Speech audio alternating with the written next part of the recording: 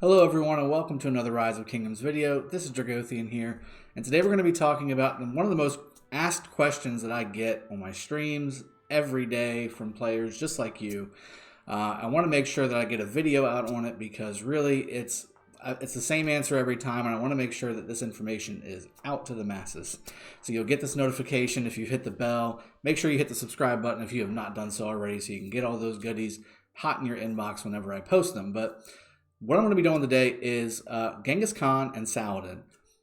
How you should progress in them, in which order, who's better, that kind of thing. We can have a quick discussion about that. But really, I want you to be able to know how to go through the maximizing of these characters efficiently, whether you're free to play or whether you are pay to win or whether you're in between or whether you just started the game, whether you're a veteran. This is information that you will be able to use. I've seen people do it the wrong way. I've seen people do it the right way. I want to make sure that you guys know what you're supposed to be doing here. So without further ado, let's jump into Genghis, and I'm going to kind of label him as a particular type of commander, and then we're going to go over to Saladin and do the same thing. So first off, again, a 1700 direct damage factor nuke from Genghis. Very, very good, but also par for the course with most legendary commanders. Now, the newer ones nowadays tend to have a little bit higher, more crowd control, things like that. That's why there are generational commanders. This is a second generation style commander, and that's why he has a 1700 versus a Minamoto who maybe just has a 1400, as you can see right here. Now, he also has additional damage factor, but that's besides the point.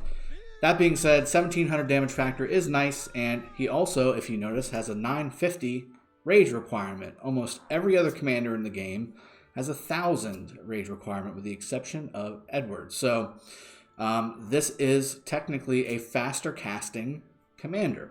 So high damage, faster casting, that's good, right? Genghis is a nuker first and foremost. That's what he's here for. He's here to cause massive damage. And the reason he does so, besides the fact that he has that first nuke, is he also has the ability to increase all of his damage dealt by 30% whenever he has over 70% health. And then when he's below 50% health, he gets additional rage generation, and his skill damage is increased by 30%, which again is the majority of his damage. Now, what really puts Genghis over the top to be one of, if not the most damaging characters in the game, is his expertise. So second to none. If the Chosen One skill is used while the army led by this commander contains only cav units, which that should be the case anyway, guys, grants a 30% chance that the Chosen One skill can be used again instantly. This basically means you get a double nuke. You get a double 1700 damage factor nuke, and then you also get the second commander's skill, whatever that may be. So again, that turns 1700 into 3400. That happens quite often, guys, and 30% is about accurate. Sometimes I've seen it proc a little better. Sometimes I've seen it proc just a little bit less, but for the most part, it's about right where it needs to be, 30%. So that, in combination with all the damage bonuses that you get on the skills, plus all of the skill damage bonuses you get from the cav and skill damage trees, this is a damage dealing character, one of the best in the game. He's also squishy. He does not have a lot of those extra bonuses that Saladin has, which is what we're going to get into next. So going over to Saladin, again, I've got him maxed on my main account here. On my alt account, I only have him 5551. That's my recommendation. If you're going to max one of these two commanders and you need to figure out which one to go after first, okay? Of course, both of these maxed out are great. Genghis needs to be maxed out. He has to be maxed out.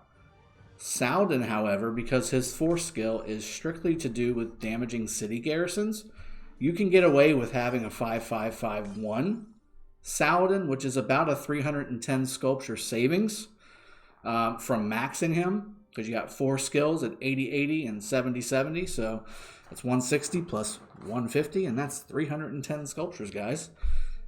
You can do 5551 and have a perfectly functional Saladin, pretty much, unless you're rallying with cities with Saladin, which again you don't get any loot from, by the way, because of this skill right here.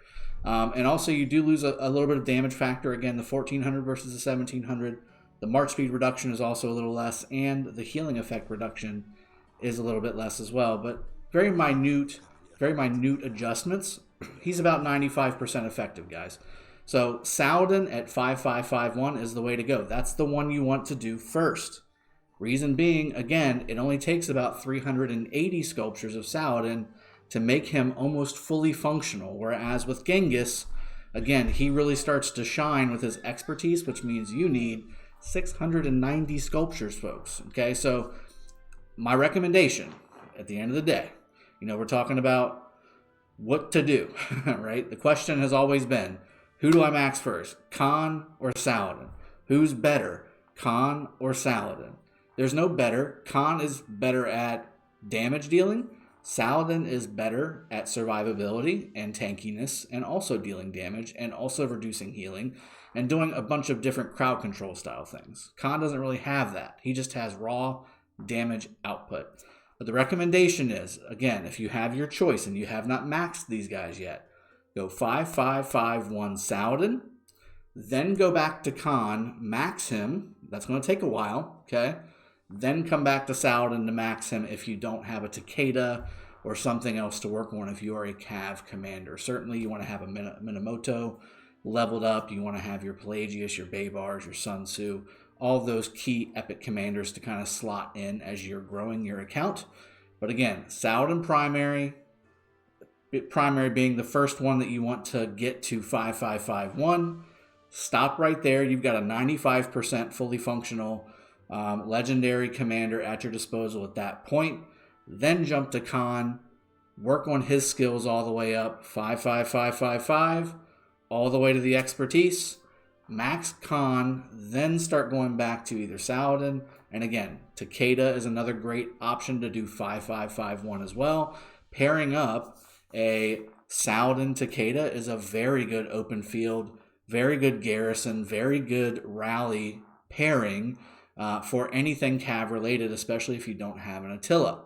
Also, again, something else to think about, you should always max YSG first in your journey through creating and growing your account. He's awesome as a second commander to Genghis. You've got to use him as a second to Genghis. You would absolutely love it. He pumps out damage, reason being, every one of these skills works with the exception of part of the second skill here. And actually, the garrison stuff still does technically work because it's not archer based. So the archer attack bonus that the second skill gives from YSG doesn't apply to Cav, obviously, but the rage restoration does. The skill damage is obviously skill damage. The garrison bonuses and watchtower bonuses are obviously also universal. And this doesn't necessarily apply to Genghis because this is only applying to YSG, but it doesn't hurt the combo. And this is a great pairing because not only does YSG have this second rage generation skill, but also Khan has a lower rage requirement to fire off his first skill. So it should go Khan, YSG as a secondary. That's one of the best full nuking damage pairs in the game. That's what you use in Soroli Crisis. That's what you can use in open field and cause a lot of damage. Hopefully you don't get instantly targeted. Again, very, very good. You can even use that as a rallying combo. Very, very good there too.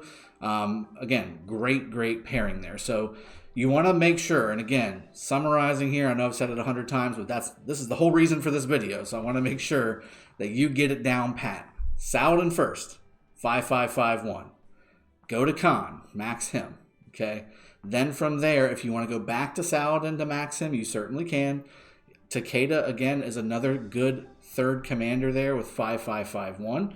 We scroll down here to Takeda. Again, this the fourth skill is nice, but the reductions for the skill damage are very low. And then the normal attack damage reduction and counterattack damage reduction are nice, but they're 10% chance skills. So again, very nice to have. You definitely want to max Takeda at some point. But again, not the end of the world if you don't have him. I'd say this is like an 80-85% max legendary at 5-5-5-1. So again, really using and maximizing those legendary sculptures because again, they're very hard to come by.